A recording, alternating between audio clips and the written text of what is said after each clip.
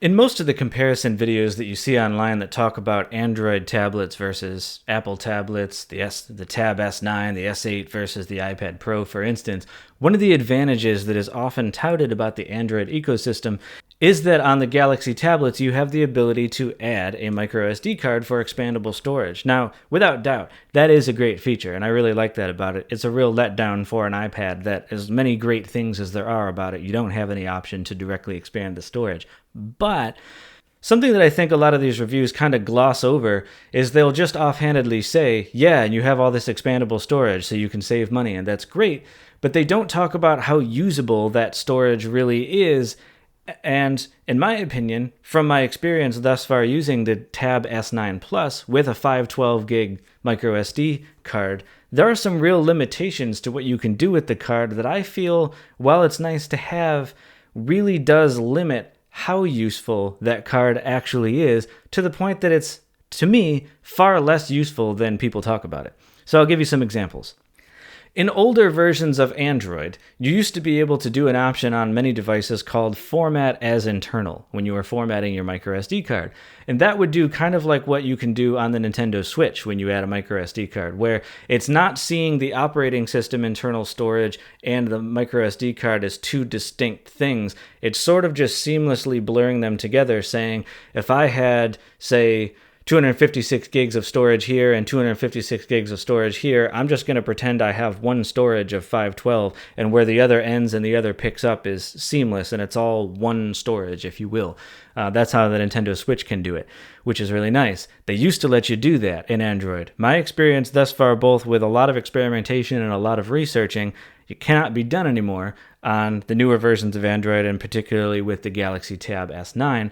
And the reason given that I have seen is internal storage has much higher transfer speeds than any microSD card, and Samsung wants to preserve the really fast, snappy experience that it's giving you. And so to make sure that can happen, it can't blend the waters, if you will, with a microSD card to that degree. I understand that from a performance standpoint. That's a fair point.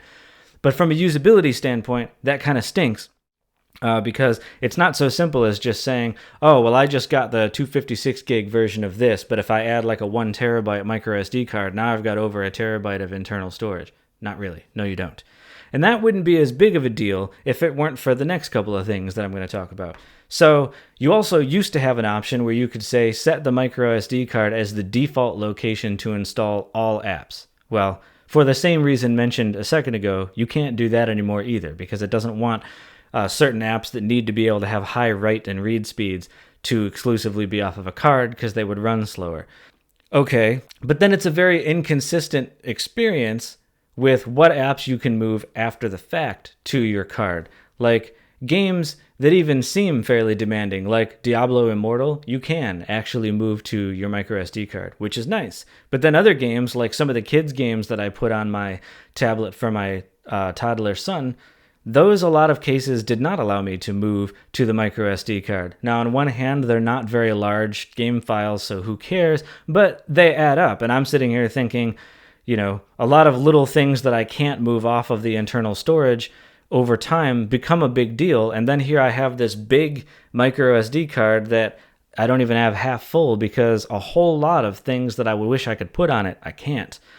Emulators, same deal. There's a lot more room for emulation on an Android tablet than on an iPad, which is great, but it's fairly hit or miss. The Dolphin emulator for GameCube and stuff like that does allow you to move it to the microSD card, which is nice. But then quite a few of the ones that I tried for N64 and some of the other games will not let you move it. And so if you're racking up a big game library of emulation for those systems, that's all once again eating into your internal storage, and there's nothing that I can see that you can do about that.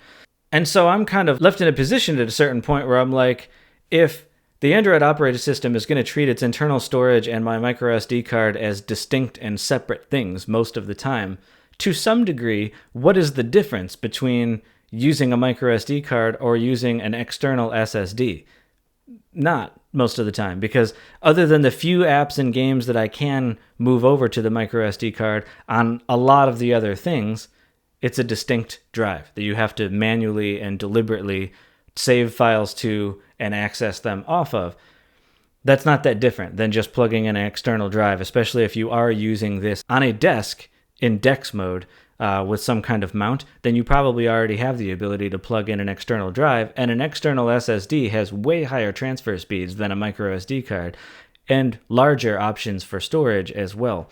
So for music and video files, with video editing or anything else you're doing, if you're doing photography or other large kinds of media files on a regular basis, yeah, you can put those on a micro SD card, but it's not that different of an experience than, again, plugging your tablet into an external SSD. You'd have much faster transfer speeds, and the only way that I can see that the micro SD card is advantageous is because it's always inside your device. You don't have to worry when you're running out somewhere for the day, whoops, I forgot my external, drive, or I have to worry about it hanging off the device. I could just sit comfortably with this on my lap and have that extra drive, if you will, inside of it. Yes, that's handy, but I just wanted to offer those distinctions because with these limitations in place, in my opinion, the expandable storage is not as simple as people describe it, and it's not as useful. And because the operating system limits in so many ways how Android can use that micro SD card, I really feel like that's a missed opportunity for how much cooler it could be than an iPad in a lot of cases. And like I said, for me, for the things that I need the storage size for the most, like say games and big apps, but apart from that, I'm looking at big photo files, big video files, music perhaps. That's all stuff that I have on an external SSD as it is, and if I'm going to start plugging that into my Galaxy Tab, well, that's not any different than plugging that same drive into my iPad, and that renders the advantage over the two kind of moot. So I hope that's helpful for you if you're thinking about getting an Android tablet. If for you, the expandable storage was one of the big selling points, not trying to talk you out of it or say it doesn't have any value, just be aware of those kinds of limitations going into it, that if you thought it was going to be a certain way, just know that it probably won't be. Now, if that's not a big deal for you, great. Then, get the tablet and it'll work out fine. But there are those limitations, and it's not as simple as it's often talked about in all the big reviews. I hope you found value in this video. Please like it and share your thoughts and comments on your experience below if you have any. I always love reading those kinds of things to learn more about how other people use tech. And otherwise, I'll catch you guys in the next one.